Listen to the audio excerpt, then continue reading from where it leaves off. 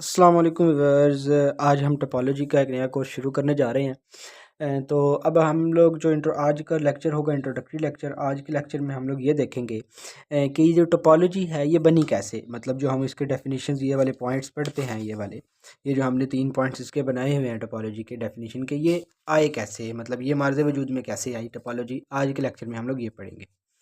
तो आज शुरू करते हैं इसकी थोड़ी बेसिक्स और इसकी हिस्ट्री वगैरह। हल्की फुल्की सी दूंगा, मतलब इतनी डिटेल में नहीं जाऊंगा। तो क्योंकि हमें सिर्फ ये जानना है कि वो जो 3 पॉइंट्स बने थे वो कैसे बने। अच्छा, तो अब सबसे पहले हम लोग यूँ डिफ़ाइन कर लेते हैं, हम लोग टोपोलॉजी के लफ्ज़ को देख लेते हैं कि टोपोलॉजी बेसिकली कहते किसको हैं, ये टोपोलॉजी है क्या। टोपोलॉजी ना बेसिकली 2 वर्ड से मिलकर बनी है। यूँ समझ लें कि एक होगा टोपो, ठीक है जी, और एक होगा लॉजी।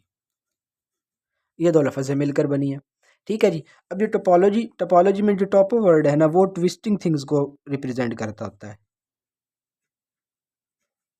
ट्विस्टिंग को, और लॉजी मीन्स एनालिसिस।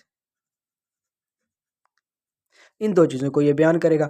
अब टोपोलॉजी ट्विस्टिंग एनालिसिस ये हो गया लफ़्ज़, ठीक है। ट्विस्टिंग एनालिसिस मतलब कि आपके पास ना एक जो है वो रबर शीट ज्योमेट्री बोलते हैं उसको, मतलब एनालिसिस को, जिससे ये टोपोलॉजी बनी। अब मिसाल है, मैं अगर ये रबर ले लेता हूँ, मेरे पास फ़िलहाल यही थी।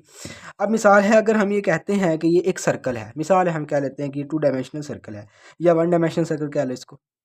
1 डायमेंशनल इस वजह से कह रहा हूँ कि अगर हम एक कीड़ी या एक कीड़ी को, या मतलब किसी भी इंसेक्ट को अगर लें और वो इसके ऊपर इस तरह चल रहा है, उसके लिए ये 1 डायमेंशनल है, क्योंकि वो या इस तरह जा सकता है क्लॉकवाइज या एंटी क्लॉकवाइज मूव कर सकता है। तो चलें उस बहस को छोड़ें। अब हम लोग ये देखते हैं कि ये जो रबर शीट टोपोलॉजी यही है क्या, रबर शीट ज्योमेट्री है क्या बेसिकली। अब देखें, जो टोपोलॉजी बेसिकली बयान करती है ना, वो ये करती है कि अब ये सर्कल है। अब इस सर्कल को हम लोग ट्विस्ट करके, स्ट्रेच करके या श्रिंक करके डिफरेंट शेप्स बना सकते हैं। अब वो शेप्स आपस में किस तरह आपस में लिंक करेंगी, उनमें उनके दरमियान की चीज़ें, मतलब उनके दरमियान के कॉन्टिन्यूस फंक्शंस क्या होंगे, किस तरह वो चीज़ें आपस में एक दूसरे से रिलेट करेंगी, ये टोपोलॉजी बेसिकली बयान करती है। अब जिस तरह ये है, ये मिसाल है, आप सपोज कर लें कि एक प्योर सर्कल है, ठीक है। अब मैं इसको थोड़ा सा खींचता हूँ, ठीक है। अगर मैंने ये थोड़ा सा खींचा, ये देखें, ये एक एलिप्स टाइप कुछ शक्ल बन गई है, ठीक है।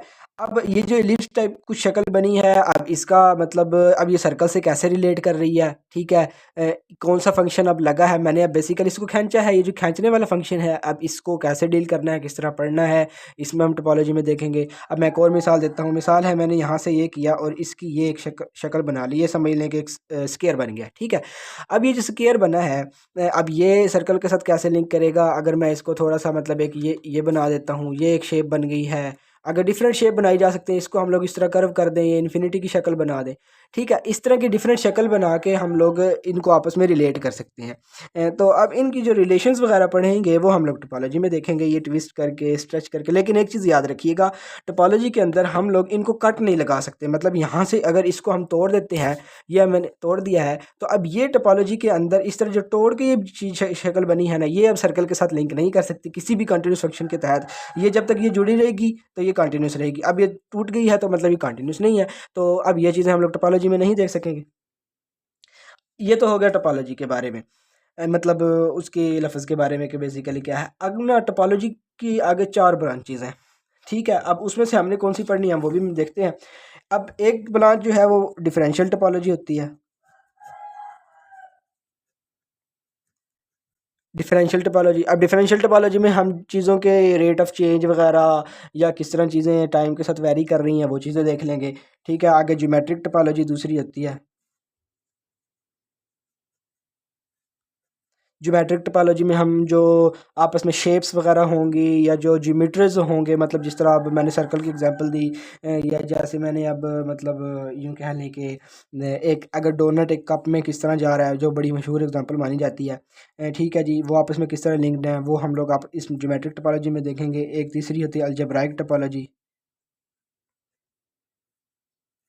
अलजेब्राइक टोपोलॉजी, अब अलजेब्राइक टोपोलॉजी में ये देखेंगे हम लोग के जो आपस में शेप्स हैं, उनके दरमियान जो फंक्शंस आपस में लग रहे हैं, मतलब अगर मैं एक मिसाल है ये बना लेता हूँ, ये चीज़ मतलब ये मैंने एक स्क्वायर मिसाल बना लिया है, तो ये एक सर्कल के साथ कैसे किस फंक्शन के तहत एक स्क्वायर एक सर्कल में बदलेगा या एक सर्कल एक स्क्वायर में बदलेगा, और ये इनके दरमियान का अलजबरा क्या, algebra basically plus minus divide और मल्टीप्लाई, ये अलजबरा में आते हैं। इनके दरमियान का अलजबरा कैसे है, हम कैसे दो फंक्शंस को ऐड कर सकते हैं, सब्ट्रैक्ट कर सकते हैं, डिवाइड डिवीजन उनकी क्या होगी, शेप्स में जो फंक्शन लग रहे हैं वो सब कुछ हम लोग जो है वो अलजेब्रिक टोपोलॉजी में पढ़ेंगे। यानी बेसिकली अलजेब्रिक टोपोलॉजी यूँ है कि जो टोपोलॉजी हम लोग अभी हम लोग पढ़ेंगे ना इस कोर्स के अंदर, उस टोपोलॉजी पे जो अलजेब्राइक रूल्स है ना वो हम लोग जब अप्लाई करेंगे तो वो अलजेब्रिक टोपोलॉजी बन जाएगी।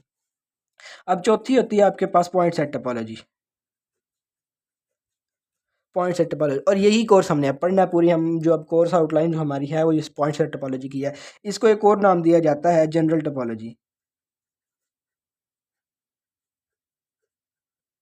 इसको ये दो नाम दिए जाते हैं। अब बेसिकली कुछ बुक्स पे जनरल टोपोलॉजी लिखा होगा, कहीं पे पॉइंट सेट टोपोलॉजी लिखा होगा, तो अब हम लोग ये पढ़ेंगे। अब हम इस पॉइंट सेट टोपोलॉजी की थोड़ी सी ना इंट्रोडक्शन ले लेते हैं कि इसमें हम लोग यूज़ क्या करेंगे, ये हम लोग इसके अंदर किस चीज़ के रिजल्ट्स यूज़ करेंगे, किस तरह की लैंग्वेज इसकी होगी, क्योंकि कोई भी आपके पास सब्जेक्ट पढ़ते हो उसमें कुछ ना कुछ बेसिक्स यूज़ हो रहे हैं, वो बेसिक्स कहाँ यूज़ होंगे, कौन सी यूज़ होंगे, वो सारा कुछ अभी हम लोग देखते हैं इसमें।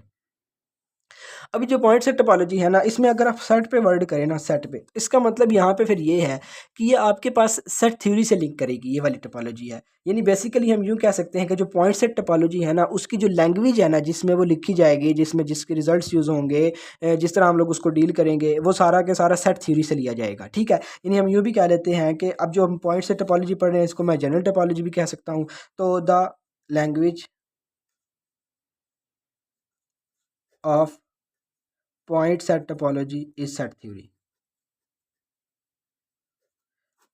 ठीक है जी। अब ये सेट थ्योरी, इसमें भी बेसिकली हम पढ़ते शेप्स को ही है, लेकिन हम लोग ना सेट थ्योरी की लैंग्वेज में जाके पढ़ते होते हैं। अब जिस तरह मैं मिसाल देता हूँ, हमने एक सेट बनाया, अब ये जो सर्कल है ये भी एक पॉइंट्स का सेट है। ठीक है, अब इसके पॉइंट्स को किस तरह लिखते हैं अभी हम देखते हैं। अभी जब हम मीट्रिक की तरफ जाएंगे तो हम लोग देखेंगे कि ये कैसा सेट जो है वो कैसे बनता है। अभी एक सेट है, मिसाल है।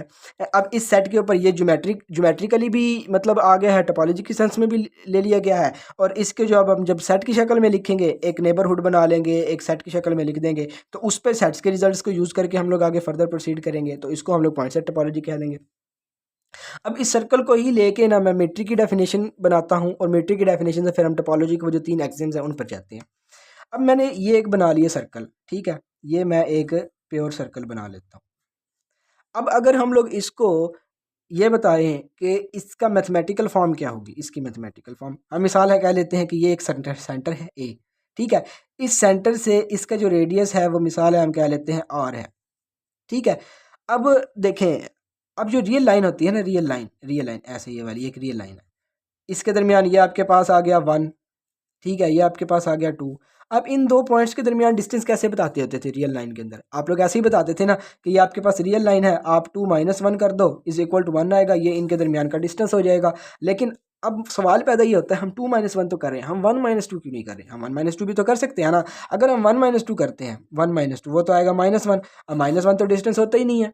ठीक है, तो उस चीज़ को काउंटर करने के लिए अगर हम यूँ कर दें कि 1 - 2 भी कर दें और इसका मॉड वैल्यू लगा दें, एब्सोल्यूट वैल्यू ले लें, ठीक है, तो वो आ जाएगा 1 के बराबर। इसका मतलब यहाँ से कंसेप्ट प्रोड्यूस हुआ कि डिस्टेंस, क्योंकि दो नंबर्स को हम लोग जब प्लस माइनस कर रहे हैं, हम बड़े में से छोटा भी माइनस कर सकते हैं, छोटे में से बड़ा भी माइनस कर सकते हैं।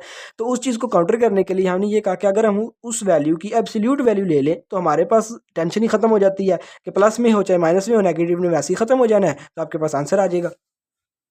तो यहाँ से फिर हम लोग ये डिफाइन करते हैं। अब ये जो जितने पॉइंट हैं, कोई एक पॉइंट तो इस पूरे सर्कल के ऊपर है नहीं। ठीक है, ये पॉइंट्स इनफाइनाइटली मैनी पॉइंट्स हैं, हम इन सारे पॉइंट्स को एक्स से जाहिर कर लेते हैं। ठीक है, हम कहते हैं X belongs to real numbers. अब एक्स भी एक पॉइंट होगा, वो एक रियल नंबर ही होगा, और ए भी एक पॉइंट है। ठीक है जी, ए एक पर्टिकुलर पॉइंट है और एक्स जनरल पॉइंट्स हैं, मतलब एक से ज़्यादा इन्फिनिट पॉइंट्स को डिफाइन कर रहा है। अब हम जब डिस्टेंस डिफाइन करते हैं, हम ये कहते हैं कि सर्कल तब बनता है जब इस एक्स का, यानी जो जितने भी पॉइंट्स हैं ये सारे ए डिस्टेंस पे हों और इनका जो दरमियान का डिस्टेंस है वो लेस देन हो, इज इक्वल टू हो आर से। ठीक है, अगर आर के इक्वल हो जाए, जहाँ जहाँ ये डिस्टेंस होगा ये पूरे का पूरा ये बनता चला जाएगा, ये जो जो डिस्टेंस यानी जो जो एक्स पॉइंट्स इस रिलेशन को सेटिस्फाई करेंगे ना, वो आपके पास सर्कल होंगे। अब इसका मतलब ये है कि आपके पास जो है वो मतलब जिस तरह, अब देखें, अब ये जो अगर आप इसको एक घड़ी की सुई ले लें मिसाल है, ठीक है, तो ये जो घड़ी की सुई है इसकी लेंथ तो चेंज होनी नहीं है, मतलब रेडियस तो सेम रहेगा। तो जहाँ जहाँ ये जो इसका टर्मिनल पॉइंट है ये जहाँ जहाँ मूव करता चला जाएगा, मूव करता चला जाएगा, इसको चारों तरफ आप 360 एंगल पर घुमा दें, जहाँ पे बंद होगा तो इसके जो सिरे जो इसका मतलब टर्मिनल पॉइंट से जो पाथ बनेगा वो आपके पास सर्कल होगा, क्योंकि वो पॉइंट्स ऐसे पॉइंट्स होंगे जिनका डिस्टेंस इस ए से, जिन सब पॉइंट्स का डिस्टेंस इस ए से आर के इक्वल होगा। ठीक हो गया, यहाँ तो आर के इक्वल हो गया, एक सर्कल बन गया। अगर हम इसको लेस देन कर दें, मतलब x माइनस ए का जो डिस्टेंस है, बेसिकली डिस्टेंस लिया जा रहा है, ठीक है, आप बॉड की वैल्यू इसलिए लगाई है कि हो सकता है ए बड़ा हो सकता है x छोटा हो, इस तरह करके जब हम कोऑर्डिनेट सिस्टम में बनाते हैं तो बड़े छोटे हो सकते हैं, वो प्लस माइनस को काउंटर करने के लिए हम लोगों ने मॉड वैल्यू लगा दी। अगर हम इसको लेस देन आर कर देते हैं और एक हम कर देते हैं x minus A greater than R, अब इन दो में फ़र्क क्या है? इन दो में फ़र्क ये है कि ये वाला जो है ये वो पॉइंट्स बता रहा है जो आर से कम है, मतलब आर इनकी मैक्सिमम है, तो इसका मतलब ये वो पॉइंट्स बताएगा जो इसके अंदर आएंगे। बाउंड्री इंक्लूडेड नहीं है, याद रखें, इसमें इक्वालिटी का साइन नहीं है, मतलब ये जो आर इक्वल टू आर वाला डिस्टेंस है ये इंक्लूडेड नहीं है, इससे पीछे पीछे सारा ये अंदर वाला सारा डिस्टेंस इंक्लूड है। तो इसका मतलब अब इसको हम बेसिकली बोलते हैं ओपन डिस्क। ओपन डिस्क, यहीं से ही ओपन सेट का कंसेप्ट प्रोड्यूस हुआ। अब इसको हम लोग बेसिकली क्या कहते हैं कि ये सारे बाहर वाले पॉइंट्स हैं ये सारे के सारे, लेकिन बाउंड्री इंक्लूड नहीं है। अगर हम यहाँ पे इक्वालिटी का साइन लगा देते हैं मतलब बाउंड्री और बाकी सारे बाहर के अंदर वाले इंक्लूड नहीं है। अगर हम इधर इक्वालिटी लगा देते हैं तो इसका मतलब ये क्लोज्ड डिस्क बन जाएगी, इस केस में क्लोज डिस्क बन जाएगी। ठीक है, तो ये दो हम लोग इस तरह के कंसेप्ट को डील कर रहे हैं। अब देखें, अब हम सिर्फ ओपन, अब हम क्लोज को फिलहाल निकाल देते हैं, सिनेरियो से निकाल देते हैं। हम लोग ये कहते हैं कि आपके पास ये एक ओपन सेट है, ठीक है, मतलब लेस देन है। ओपन सेट में इस वजह से कह रहा हूँ क्योंकि ओपन कोई भी चीज़ तब होती है जब हम उसकी बाउंड्री डिफाइन नहीं करते। ठीक है, जिस तरह अगर एक मुल्क है, मिसाल है एक मुल्क की सरहद है, अब यहाँ से ये ओपन कर दिया जाए, मैं यहाँ पे दोबारा बना लेता हूँ, ये एक मैंने एक सरहद सरहद बनाई है, एक मैंने मुल्क बना लिया, ये ए यहाँ से लाके मैंने ओपन कर दिया और यहाँ से मैंने कहा इसका रेडियस ए है, ठीक है, सॉरी रेडियस आर है और यहाँ पे ए इसका सेंटर है। अब यहाँ से ये ओपन है, यहाँ से कोई भी अंदर घुस सकता है। ठीक है, तो इसको हम लोग क्या कह देंगे, ओपन सेट। ठीक है, इसी तरह अगर ये चारों तरफ से ही डिफाइन ना हो, चारों तरफ से इसकी बाउंड्री डिफाइन ना हो, तो इसको हम क्या कह देंगे, ओपन सेट, कि ओपन है, जहाँ से मर्जी जो मर्जी आ सकता है। ठीक है, अब आपका घर का दरवाज़ा अगर खुला हो, बाकी चारों तरफ से दीवारें बेशक बंद भी हों, लेकिन आप लोग तो यही कहेंगे ना कि हमारा घर खुला हुआ है। तो इसका मतलब यही होता है कि आपके पास ये ओपन चीज़, ओपन डिस्क इसी चीज़ में आती है। जिस तरह आप यूँ सपोज़ कर लें कि आप जो है ना, मतलब एक ये बॉल सपोज़ कर लें, उसके बॉल के बजाय आप यूँ सपोज़ कर लें, अगर हम फिज़िक्स की सेंस में बात करूँ तो आप एक इलेक्ट्रॉन सपोज़ कर लें, उससे जो फील्ड बनेगी, जितनी भी फील्ड बनेगी उसकी कोई बाउंड्री नहीं होती कि वो कहाँ पे जाके, यानी एग्जैक्ट बाउंड्री नहीं होती, कहाँ पे आपको नहीं एग्जैक्ट बाउंड्री का पता है कि आप ये बता दें कि यहाँ पे जाके इसके बाद नहीं आएगा।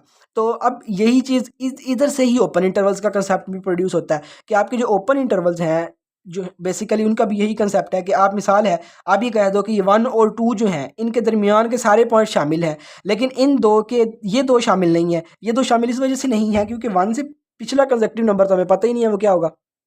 जब इसका कंसेक्टिव नंबर नहीं पता तो हम स्पेसिफिक बाउंड्री नहीं बना सकते, जिसकी वजह से हम एक इमेजिनरी बाउंड्री बनाते हैं जिसको 1 कह देते हैं हम लोग, इधर से 2 कह दो, तो ये दोनों इमेजिनरी बाउंड्रीज होती हैं। ठीक है, अब इनके कंसेक्टिव ठोस यानी कि एक किस्म का कह लें जिस बाउंड्री का हमें कंफर्म पता हो ये बाउंड्री है, वो हमें नहीं पता होता, जिस वजह से हम ओपन इंटरवल्स बना देते होते हैं।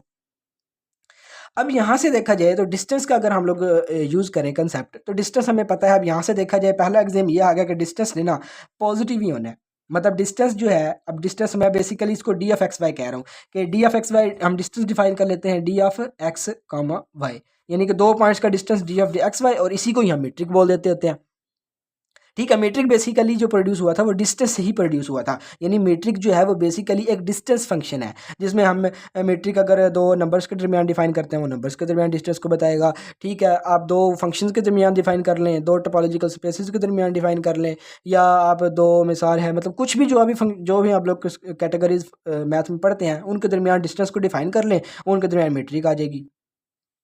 अब जो पहला डिस्टेंस इसका आया वो ये कह दिया कि जो डिस्टेंस है ना वो ग्रेटर देन और इक्वल टू 0 होगा, यानी वो या 0 हो सकता है या 0 से बड़ा होगा, नेगेटिव तो जाएगा नहीं। पहला एग्जाम यहाँ से ये आ गया। अच्छा, दूसरा एग्जाम ये आया कि अगर ये दोनों पॉइंट सेम हो जाएं, ठीक है, अगर मैं ये दोनों पॉइंट सेम कर दूं, मतलब a माइनस ए कर दूं, वो तो 0 हो जाएगा। इसका मतलब यहाँ से जो दूसरा पॉइंट ये आया कि अगर आप x is equal to Y कर दो, if and only if D of X Y is equal to zero. दूसरा पॉइंट यहाँ से आ गया कि आपके पास अगर दोनों पॉइंट इक्वल हो जाए उनके दरमियान का तो डिस्टेंस जीरो हो जाना है। तो या दोनों अगर डिस्टेंस जीरो होगा तो उन दोनों के पॉइंट्स वो दोनों पॉइंट्स एक ही होंगे, मतलब वो आपस में इक्वल हो जाएंगे, एक ही जगह पे होंगे। तो यहाँ से ही फाइनल लिफ्ट की कंडीशन आ गई। अच्छा, अब जो तीसरा पॉइंट लिया गया कि आप मिसाल है, अब मैंने ये जो बात की थी ये वाली, अगर आप इस पर गौर करें कि आप 2 माइनस वन कर रहे हैं तब भी 1 आ रहा है, 1 माइनस 2 कर रहे हैं तब भी 1 आ रहा है, क्योंकि मॉड वैल्यू है ना, एब्सोल्यूट वैल्यू की। अगर आप डेफिनेशन लिखें, मैं इधर लिख देता हूँ छोटी सी, कि अगर x जो है वो लेस देन जीरो होगा, ठीक है, तो यहाँ पे जो x का मॉड है वो माइनस एक्स के बराबर होता है। यानी बेसिकली जो मॉड फंक्शन है वो आपके पास नेगेटिव वैल्यू को पॉजिटिव बनाने के लिए एक और माइनस क्रिएट कर देता है, जिससे माइनस माइनस प्लस हो जाता है। पॉजिटिव वैल्यू को ये छेड़ेगा नहीं, जिसकी वजह से अगर x जो है वो ग्रेटर देन जीरो है तो जो x मॉड है वो इज इक्वल टू x हो जाता है, ठीक है। और अगर x जीरो है तो मॉड भी जीरो होगा उसका। तो अगर हम यहाँ से देखें तो आपके पास ये चीज़ आ जाती है कि अब मॉड वैल्यू में आप प्लस माइनस दोनों सेम होंगे, तो इसका मतलब आपके पास जो है वो x का मॉड इज इक्वल टू होगा माइनस एक्स के मॉड के। आपकी प्रॉपर्टी है कि ये, अब इससे अगर आप लोग देखें तो आप इन दोनों के जगह भी तब्दील कर रहे हैं, 2 माइनस वन कर लें या 1 माइनस 2 कर लें, तो उस जो ओवरऑल रिजल्ट है उस पर फ़र्क नहीं पड़ रहा। तो इसका मतलब यहाँ से एक तीसरा एग्जाम इसका आ गया, वो ये आ गया कि आप D of X Y is equal to होगा डी ऑफ वाई एक्स। ये तीसरा, इसका इसको सिमेट्री प्रॉपर्टी बोलते हैं, ठीक है। कि अगर आप दोनों की जगह भी चेंज कर देते हैं, मिसाल है, मैं आपको मिसाल देता हूँ, आप यहाँ घर से कॉलेज जा रहे हैं, जितना फासला आपके घर से कॉलेज तक का है उतना ही फासला आपके कॉलेज से घर तक का है। तो अगर आप दोनों में जगह भी उलट पुलट कर दें तो आपके पास जनरल रिजल्ट तो सेम रहना है। तीसरा एग्जाम यहाँ से आ गया। अच्छा, अब तीसरा जो चौथा एग्जाम है वो थोड़ा सा टेक्निकल है, उसको समझते हैं हम। देखें, अगर तो ये एक पॉइंट लाइन है, मैं मिसाल यहाँ पे बना लेता हूँ। अगर ये मैं एक लाइन लगा रहा हूँ, ये ठीक है, मैं इसको कह देता हूँ ए, इसको कह देता हूँ बी, ये 2 पॉइंट्स मैं कह देता हूँ, ठीक है। मैं कहता हूँ एक तीसरा पॉइंट है वो इनके दरमियान में लाई कर रहा है। अब तीसरा पॉइंट लाई करने की 2 पॉसिबिलिटीज़ हैं। एक तो वो इन्हीं की लाइन में लाई करे, यहाँ पे C1 में मिसाल कह देता हूँ कि एक पॉइंट है वो यहाँ पे कहीं पे लाई करे, इस लाइन से थोड़ा सा बाहर, इधर भी कर सकता है, इधर भी कर सकता है, कहीं पे भी कर सकता है। तो अब इन दोनों में फ़र्क क्या होगा? अब मैं पहले एक दफ़ा ना वो तीसरी प्रॉपर्टी लिख देता हूँ, फिर मैं उसको इस डायग्राम से एक्सप्लेन करता हूँ कि D of X Z less than और इक्वल टू होगा D of X Y plus D of Y Z. ये आपके पास प्रॉपर्टी है चौथी।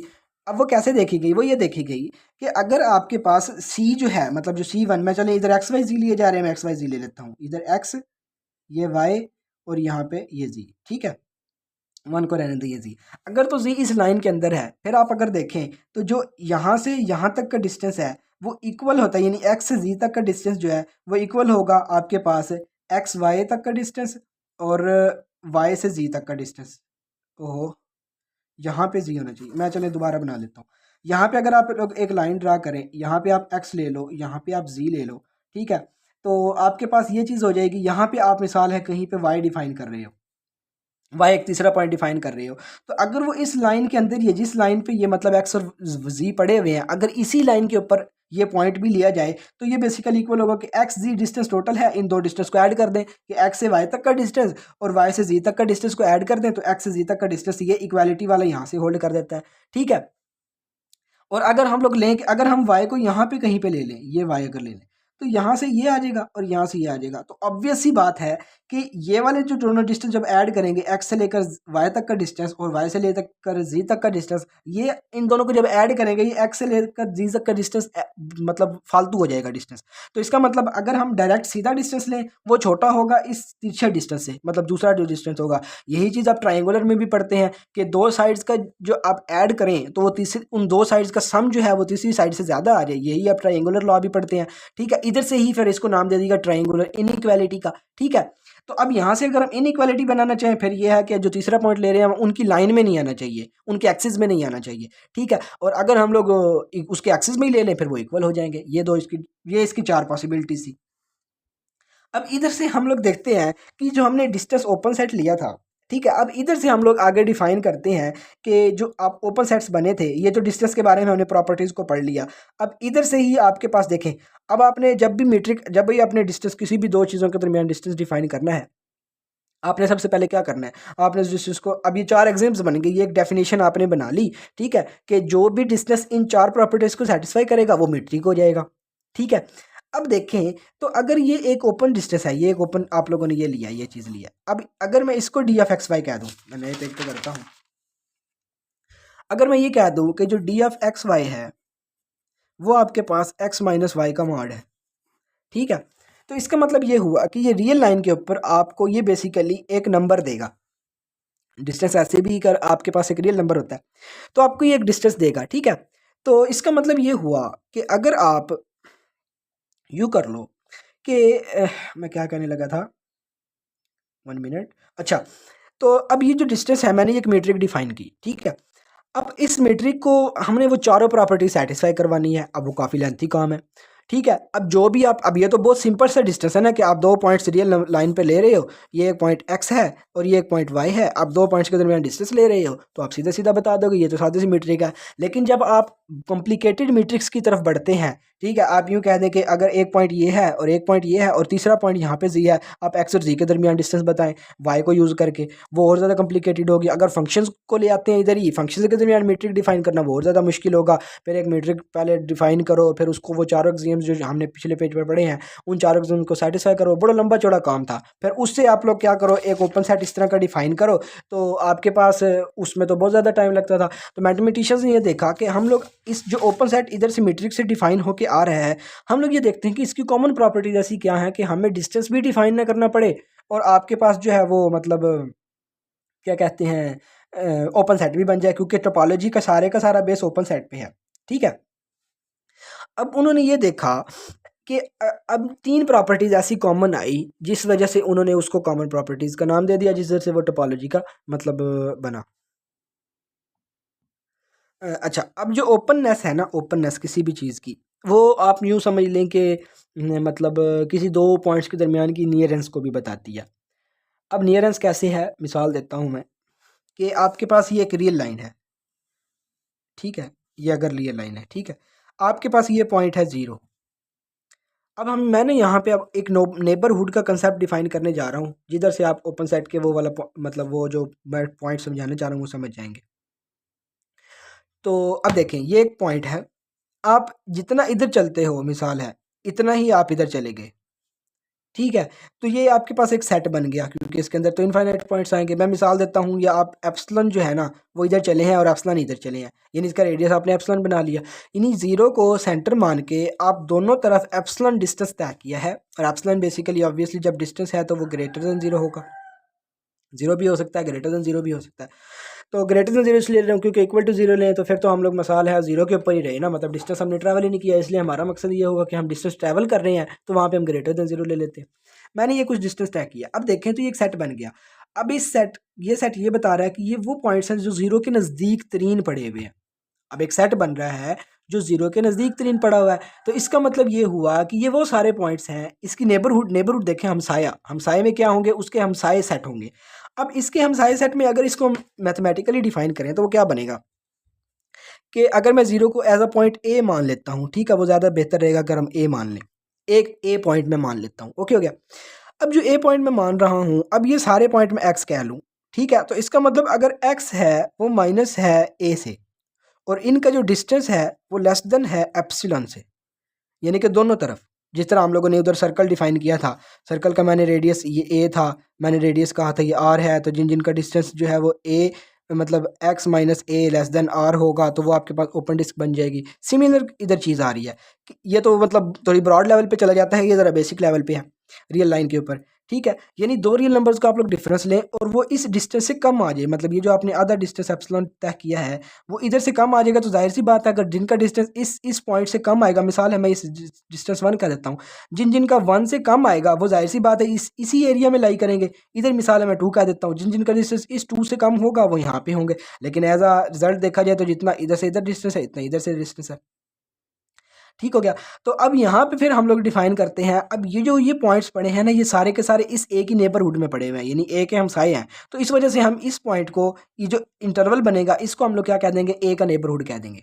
ठीक है, अब देखें तो ये सारे ए के नज़दीक पड़े हुए हैं, जितना हम रेडियस कम करेंगे हम पॉइंट्स उतने, यानी कि ए के उतने नज़दीक चलते चले जाएंगे। ठीक हो गया, तो यहाँ से हम लोग नेबरहुड का डिफाइन करते हैं। अब देखें यहाँ पे ओपन है, मतलब इक्वल टू एप्सिलॉन नहीं है, मतलब बाउंड्री डिफाइन नहीं है। जब बाउंड्री डिफाइन नहीं है तो यहाँ पे ओपन सेट्स आ गए। अब यहाँ पे उन्होंने ये देखा कि ये जो नियरनेस है ये तीन एक्सियम्स जो है ना, मतलब यानी कि वो सेटिस्फाई कर रही है। क्योंकि हम लोग जब इसमें मीट्रिक स्पेस डिफाइन करते हैं बेसिकली रहते हैं उसमें हैं। वैसे तो मीट्रिक स्पेस कॉम्प्लेक्स नंबर्स के दरमियान भी डिफाइन की गई हैं, अभी हम रियल नंबर्स के दरमियान ही रह कर थोड़ा सा कंसेप्ट को समझने की कोशिश करते हैं कि अब रियल नंबर्स के दरमियान ओपननेस वो है, ये ओपन इंटरवल्स बन गए बेसिकली। यानी अब जो अगर इसको हम लोग देखें, इसको अगर हम इनइक्वालिटी को सॉल्व करें, आपके पास बन जाएगा एक्स माइनस ए less than epsilon less than minus epsilon. यहाँ से अगर आप एक्स की वैल्यू निकालें वो ए प्लस एप्सिलॉन बन जाएगा, और यहाँ पे निकालें तो वो ए माइनस एप्सिलॉन बन जाएगा। अब ये जो ओपन इंटरवल बना है यानी ए माइनस एप्सिलॉन ए प्लस एप्सिलॉन, ये जो x है ये इस नेबरहुड, अब ये नेबरहुड है, ये पूरे का पूरा सेट जो है ये एक नेबरहुड बनी है x की, ठीक है, सॉरी a की नेबरहुड है, उसके अंदर ये सारे के सारे पॉइंट्स पाए जा रहे हैं। तो इसका मतलब जो जो पॉइंट्स इस सेट के अंदर इस इंटरवल के अंदर आते चले जाएंगे, यानी इस रेडियस से कम जो जो पॉइंट्स जिन जिनका डिस्टेंस a से होगा वो सारे के सारे उसके नेबरहुड में है, यानी उसके नियर नियर है पॉइंट्स, ठीक है। अब यहाँ से जो है वो कंसेप्ट प्रोड्यूस होगा आपका, मतलब कि हमें जो है वो मीट्रिक डिफाइन करने की ज़रूरत नहीं है। अगर हम एक सेट ऐसा ले लेते हैं, उसकी नेबरहुड बना ली जाए, ठीक है, तो वो जो नेबरहुड है वो उसके सेट को, मतलब उसके नियरेस्ट को डिफाइन कर देगी, ठीक है। यानी अब जो जो भी हम लोग नेबरहुड बना रहे हैं, यह हमें डायरेक्टली जो है ना, मतलब मीट्रिक डिफाइन करने की ज़रूरत नहीं रही। हम एक सेट ले लें, ठीक है। अब अगर हम सेट ले रहे हैं और वो सेट है उसका नेबरहुड में आ रहा है, वो जो नेबरहुड होगी वो सारे के सारे वो पॉइंट्स होंगे जो उस पॉइंट के नज़दीक हैं, जिनका डिस्टेंस जो है वो ए से कम है। तो अब जब हम नेबरहुड डिफाइन कर ली है, तो इसका मतलब यहाँ पे वो सारे पॉइंट्स आ गए जो उसके नज़दीक हैं, और उनकी कोई प्रॉपर बाउंड्री भी नहीं है, यानी में कोई एग्जैक्ट ऐसा पॉइंट भी एंड वाला नहीं पता जो साइडों पे मतलब उसको बाउंड कर रहा हो साइडों से। तो इसका मतलब ये आपके पास एक ओपन सेट बन गया। अब इन ओपन सेट की कुछ प्रॉपर्टीज़ थी, वो हम लोग देखते हैं। पहली उसने प्रॉपर्टी ये देखी कि जो सेट है, एम्प्टी सेट तो सब में आएगा, ठीक है। अब आगे हम एक्सरसाइजेज में देखेंगे एम्प्टी सेट ओपन भी है, क्लोज भी है, वो सब कुछ हम लोग अब ऐसे ऐसे देखेंगे। और जो मैं बुक फॉलो करूंगा, मैं बुक आपको बताना भूल गया, बुक जो मैं फॉलो करूंगा बुक है आपके पास शाम्स आउटलाइन की, जो बेसिक बुक में, मतलब बाकी दो दूसरी चीज़ें भी उठाएंगे, लेकिन जो बेसिक बुक फॉलो करूंगा वो मैं शाम्स आउटलाइन की करूंगा। तो अब देखें, तो आपके पास ये अब जो सबसे पहला इसका पॉइंट देखा गया ना, उन लोगों ने मतलब देखा, वो कैसे देखा हम उस डिटेल में नहीं जा रहे, ठीक है। अभी हम सिर्फ ये देखेंगे कि पहला उसने ये देखा कि पहला अगर देखें तो जो एम्प्टी सेट है वो हर एक सेट में आ रहा ही आ रहा है, कन्फर्म है कि वो आना ही आना है। और जो सेट इटसेल्फ है, ये दो पॉइंट्स जो है, ये दो दो सेट्स हैं, ये लाजमन हर सेट में आते ही आते हैं। यानी यूँ जिस तरह हम लोग कहते हैं कि इम्प्रॉपर सबसेट्स, कि इन्होंने सबसेट होना ही होना है, इन्होंने ओपन होना ही होना है, उस सेट के अंदर आने, सेट इटसेल्फ है वो तो ओपन होगा। और जो फाई है वो मतलब वो भी ओपन होता है, वो भी हम एग्जाम्पल्स में देखेंगे जब हम करेंगे। तो अब ये दो पॉइंट्स तो ये कन्फर्म हो गए कि ये जो एक्स है ना और फाई है तो लाजमन आएंगे ही आएंगे। अब यूनियन और इंटरसेक्शन की तरफ हम लोग चले गए। अब यूनियन को जब देखा, हम जितने भी सेट्स हैं, मतलब अगर हम कोई भी सेट डिफाइन करते हैं, उन सब की सब सेट्स की यूनियन भी लेते हैं तो वो सेट के इक्वल आ जाती है, ठीक है। तो जब सेट इक्वल, सेट आपके पास अगर ओपन है, सेट ओपन है, तो आपके पास जो इंटरवल्स उसके जो उनका यूनियन बनेगा, अब यूनियन चूंकि सेट के इक्वल है तो वो यूनियन भी ओपन हो जाएगा, ठीक है। और उस यूनियन के अंदर वो जो यूनियन बनेगी वो भी ओपन सेट से मिलकर बनेगी, ठीक है। तो वो भी आपके पास सारे सेट जो है वो ओपन होंगे, क्योंकि कोई भी यूनियन है वो आपके पास ओपन सेट से मिलकर ही ओपन होती है। तो अब आपके पास यहाँ से जो दूसरी डिफिनेशन आ गई वो ये आ गई, आपके पास आर्बिट्रेरी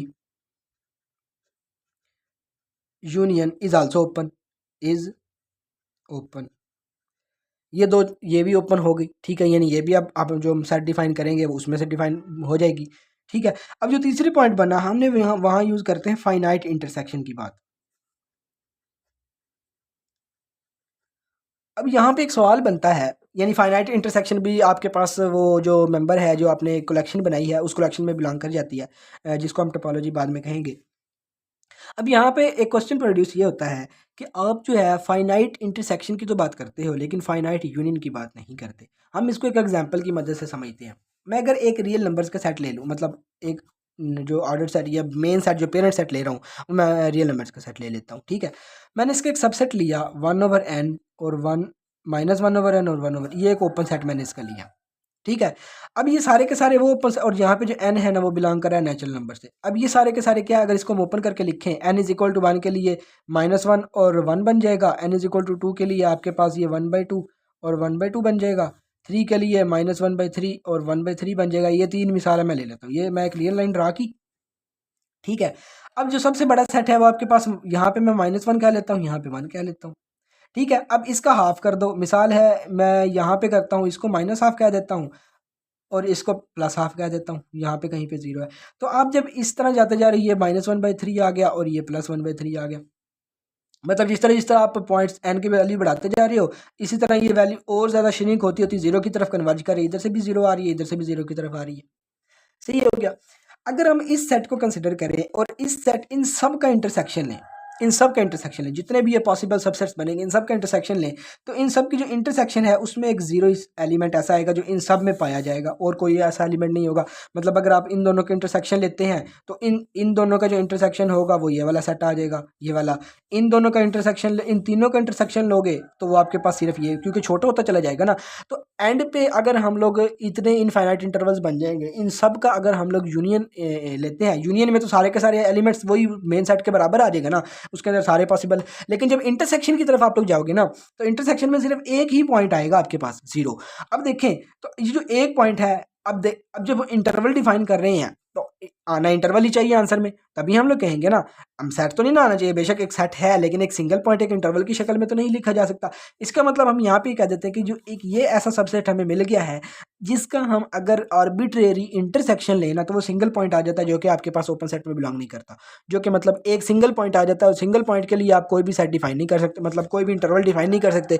जब आप इंटरवल डिफाइन नहीं कर सकते, क्योंकि देखें ना, यहाँ पे हम लोगों ने ना क्लोजनेस की प्रॉपर्टी को भी ध्यान में रखना था। क्लोजनेस ये होती है कि बेसिकली जो भी आप किसी दो चीज़ों के दरमियान ऑपरेशन कर रहे हैं ना, तो उससे जो रिजल्ट है वो उन्हीं दो चीज़ों जैसा ही आए।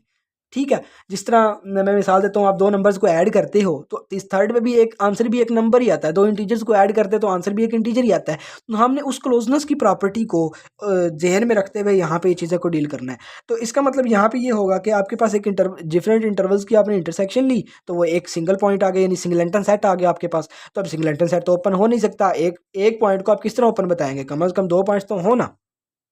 तो यहाँ पे हम लोग इस एग्जांपल की वजह से, क्योंकि हमने जो भी डेफिनेशन डिफाइन करनी है ना वो एक जनरल डेफिनेशन बनानी होती है, तो हमें कोई एक भी काउंटर एग्जांपल मिल जाती है ना, तो हम उसको कंडीशन में शामिल कर देते हैं। तो उस कंडीशन में शामिल करने के लिए हम लोगों ने ये कह दिया कि आपके पास अगर इंटरसेक्शन को फाइनाइट कर लो, यानी कि फाइनाइट नंबर ऑफ इंटरसेक्शन ले लो, तो फिर आपके पास आएगा। मिसाल है, अगर 100 इंटरवल्स बने हैं तो आप उन 100 के जब इंटरसेक्शन बनोगे, उन 100 में जो सबसे छोटा इंटरवल होगा वही आंसर आएगा। ठीक है, तो यूँ आप लोग मतलब इसको डिफाइन कर सकते हो। तो यहाँ से ये तीन प्रॉपर्टीज़ ने जन्म लिया। इन तीन प्रॉपर्टीज़ को इन जनरल हमने क्या कह दिया, वो एक डेफिनेशन बना दी, वो हमने ये टोपोलॉजी की डेफिनेशन बना दिया। कि अब देखें, अब हम इस डेफिनेशन को समझते हैं।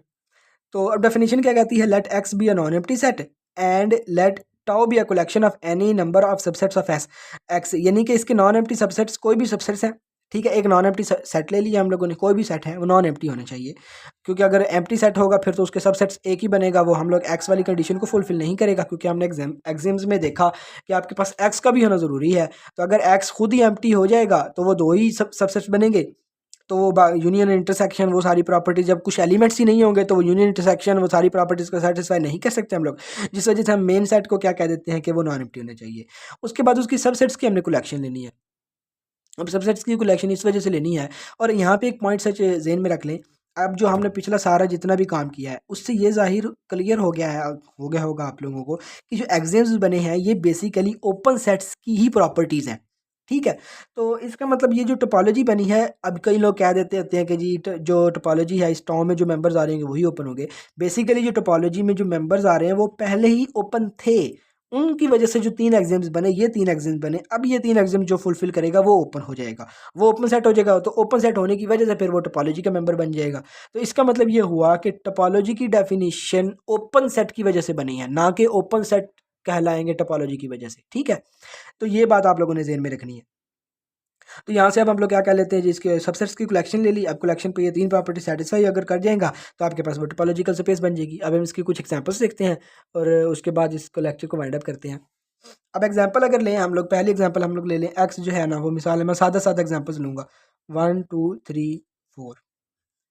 ठीक है, मैंने एक सेट ले लिया, ये मैंने एक सेट ले लिया। ठीक है, अब इस सेट के ऊपर मैंने ना वो तीनों प्रॉपर्टीज, अब बेसिकली ये तीन चार प्रॉपर्टीज जो बनती हैं, पहले सेट एम्प्टी है, जेट एम्प्टी है, ऑब्वियस सी बात है। एक्स जो है वो नॉन एम्प्टी है क्योंकि इसके अंदर चार एलिमेंट्स आ रहे हैं। इसके बाद हमने इसकी कलेक्शन बनानी है सबसेट्स की। अब मैं दो तीन कलेक्शंस बनाऊंगा, कुछ टोपोलॉजीज होंगी कुछ टोपोलॉजीज नहीं होंगी। अब देखें, तो आपके पास वो कैसे होगा, मिसाल है मैं टाउ वन एक टोपोलॉजी मतलब एक बनाता हूँ, उसमें फाई ले लेता हूँ, इसके बाद मैं एक्स भी ले लेता हूँ, इसके बाद मैं वन ले लेता हूँ, इसके बाद टू ले लेता हूँ, और फिर मिसाल है वन टू ले लेता हूँ। ये मैंने एक सेट ले लिया, एक सेट्स की कलेक्शन ले ली, ठीक है। तो अब मैंने क्या किया कि अब देखना है कि इसकी प्रॉपर्टी सेटिस्फाई करती है ही नहीं करती। पहली प्रॉपर्टी क्या थी कि आपके पास फाइव और एक्स टाउ में होने चाहिए, फाइव एक्स हैं, पहली बात तो ठीक हो गई, डन हो गई। अब दूसरी बात कि इन सब का अगर यूनियन लें, आर्बिट्रेरी यूनियन, ठीक है, मैं लिखना भूल के यहाँ पे आर्बिट्रेरी यूनियन,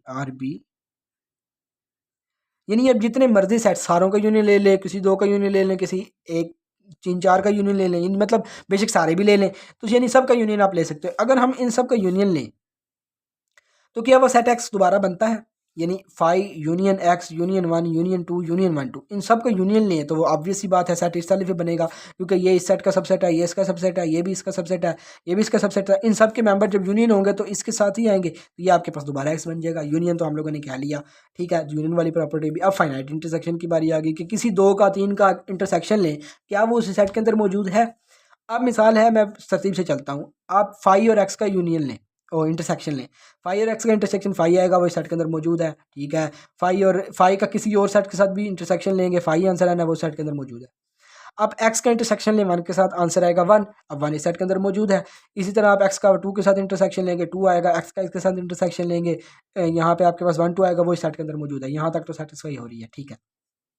अब आप वन टू ले लें, वन का टू के साथ इंटरसेक्शन लें, आंसर फाइव आएगा, वो मौजूद है। वन का वन टू के साथ इंटरसेक्शन लें, आंसर वन आएगा, वो मौजूद है। यानी यूँ समझ लें कि इसके तमाम प्रॉपर्टीज ये सेटिस्फाई करता है। तो tau one is topology, tau one is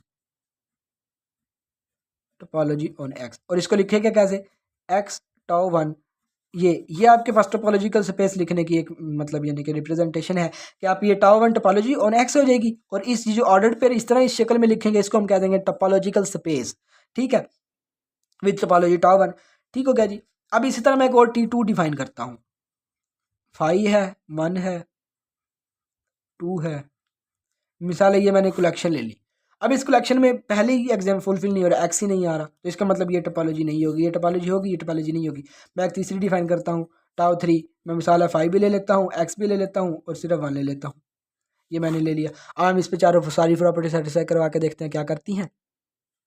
five x मौजूद है, पहली प्रॉपर्टी, इन सब का यूनियन लें, एक्स के बराबर आएगा, ठीक है। इंटरसेक्शन लें तो वो भी आएगा, मतलब वन और इसका इंटरसेक्शन लें, इसका और कोई नहीं, फाइव के साथ इंटरसेक्शन लें, मतलब ये भी एक टोपोलॉजी बन जाएगी आपके पास, ठीक है। इसी तरह हम डिफरेंट टोपोलॉजीज बना सकते हैं। आप सेट्स, मैंने इधर फाइनाइट सेट लिया, आप इनफाइनाइट सेट भी ले सकते हैं, ठीक है।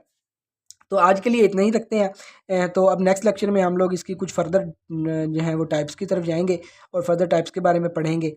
तो आज के लिए इतना ही।